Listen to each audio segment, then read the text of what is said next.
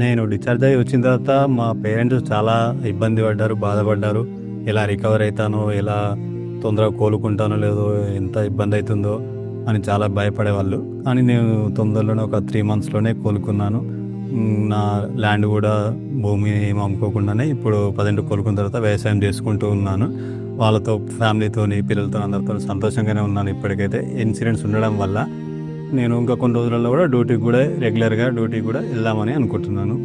ఇప్పటికైతే చాలా సంతోషంగా ఉంది ఇన్సూరెన్స్ ఉండడం వల్ల.